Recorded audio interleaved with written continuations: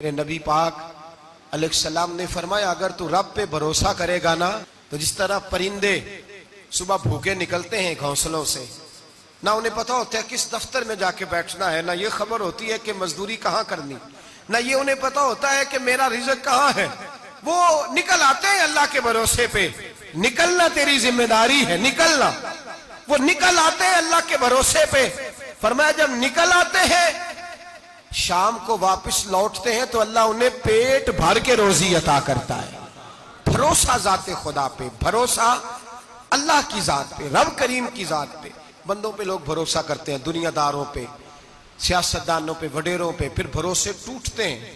بھروسہ اللہ کی ذات پر، اور جب اللہ کی ذات پہ تیرا بھروسہ ہوتا ہے نا تو میرے بھائی ان تنہائیوں میں جن تنہائیوں میں کوئی کام نہیں آتا، ان مجبوریوں میں جن مجبوریوں میں لوگ دامن چھڑا کے نکل جاتے ہیں، جب تیرا بھروسہ اللہ کی ذات پہ ہوتا ہے تو ان بیماریوں میں جن میں میڈیکل رپورٹیں جواب دے جاتی، ڈاکٹر ہتھیار پھینک جاتے ہیں، ان تنہائیوں میں، پریشانیوں اور آزمائشوں میں جو ذات پھر آگے بڑھ کے تیرا دامن تھامتی ہے وہ ذات خدا بندی ہی ہوتی ہے۔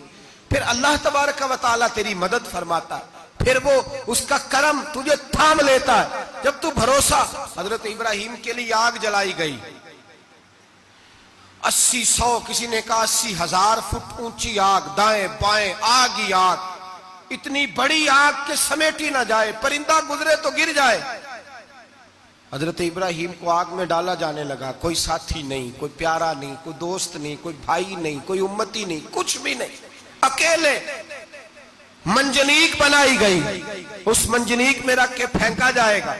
حضرت ابراہیم کو رکھا گیا، جب منجنیق میں رکھ دیا تو حضرت جبریل حاضر ہوئے، کہنے لگے ابراہیم کوئی ضرورت ہو تو میں حاضر ہوں، ایک پر ماروں گا آگ ساری ان کی طرف کر دوں گا۔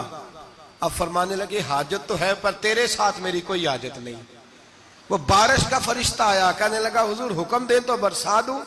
ہوا کا فرشتہ کہتا ہے میں اللہ کی طرف سے مامور ہوں، مجھے حکم ملے تو میں ہواؤں کے رخ پھیر دوں نمرود کی جانب، یہ ساری آگ ان پر گر جائے، بارشیں برسا کے سیلاب کر دوں۔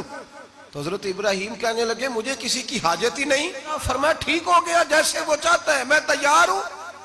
حضرت جبریل امین عرض کرنے لگے حضور میں آیا ہوں، مجھے حکم دے۔ فرمایا کوئی ضرورت نہیں تیری، آپ جائیے۔ تو کہنے لگے پھر رب سے دعا ہی کر لیں۔ تو حضرت ابراہیم کی آنکھوں میں 2 آنسوں کے قطرے چمکے، فرمانے لگے رب کو نہیں پتا اس کا خلیل کس حال میں ہے، وہ نہیں جانتا، میرا مالک ہے، میرا رب ہے، میری پیشانی اس کے سجدے کی لذت سے آشنا ہے، میں صرف اس کی بارگاہ میں جھکتا ہوں جب مالک وہ ہے، رازق وہ ہے، پیدا کرنے والا وہ ہے، دینے والا وہ ہے، سننے والا وہ ہے، تو پھر مجھے بڑھ کر سنانے کی حاجت نہیں۔ جبریل آپ جائیے، میرا بھروسہ اللہ کی ذات پہ ہے، میں جانوں اور میرا خدا جانے، بیچ میں کوئی نہیں آئے گا۔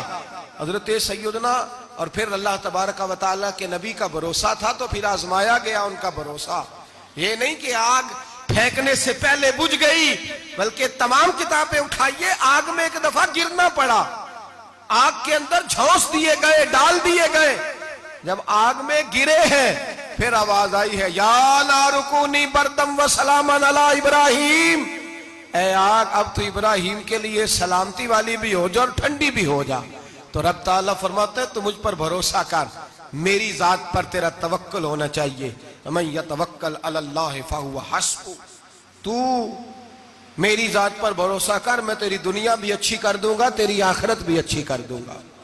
توحید باری تعالیٰ کا مطلب یہ ہے کہ اپنے آپ کو اپنے رب کے حوالے کر دیں، اپنے آپ کو اپنے، توحید کا مطلب یہ ہے کہ اپنے آپ کو اپنے رب کے بس اس کے حوالے کر دیں، وہ جس طرح چاہے اس طرح کریں، جو ہمارے لیے فیصلہ کر دے اس پہ سر تسلیم خم ہے، جو مزاج یار میں آئے اس پر دیکھیں نا، حضرت ابو بکر، جناب عمر، عثمان غنی، مولا علی، یہ خلفاء بنے، باقی صحابہ میں سے کوئی شخص بھی اس مسند پہ آیا کوئی نہیں آیا۔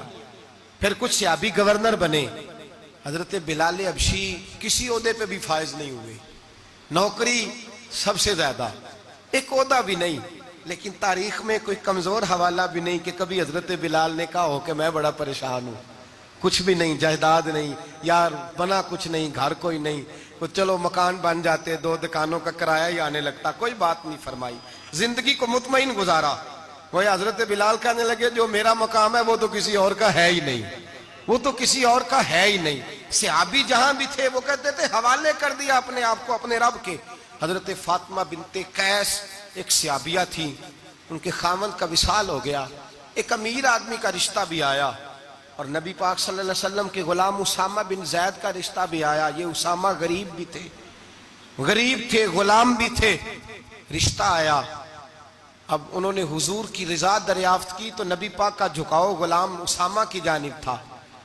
اب ان کے سارے گھر والے کہنے لگے حضور کا اگر تم سمجھتی بھی ہو تو مشورہ ہے، چاہت ہے، حکم تو نہیں نا، ہر آدمی کو اجازت ہے، مرضی سے نکاح کر سکتا ہے، تو آپ امیر آدمی سے رشتہ کریں جو آپ کو خوش رکھے۔ تو حضرت فاطمہ بنت قیس کہنے لگی ماں باپ سے آپ میری فکر نہ کریں، مجھے میرے نبی کے حوالے کریں، اللہ مجھے کبھی ضائع نہیں کرے گا۔ میرے بھائی اپنے آپ کو رب رسول کے حوالے کرو۔ ہم لوگوں نے اپنے آپ کو اپنی سوچ کے حوالے کیا ہے، نفسیاتی مریض بن گئے ہم لوگ۔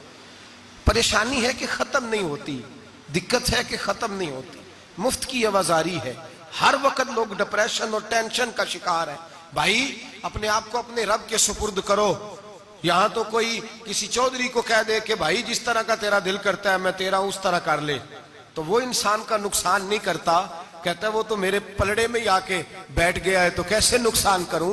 اگر رب کریم کو کہہ دو گے کہ یا اللہ تیرے ہیں، جس طرح تو بہتر سمجھے ہمارے ساتھ سلوک کر، اس کی بارگاہ کی طرف جھک جاؤ، اس کی جانب توجہ کر جاؤ، اللہ تبارک و تعالیٰ کے ہو جاؤ۔